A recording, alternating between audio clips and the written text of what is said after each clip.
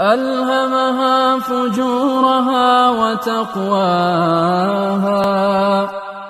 قد أفلح من زكاها وقد خاب من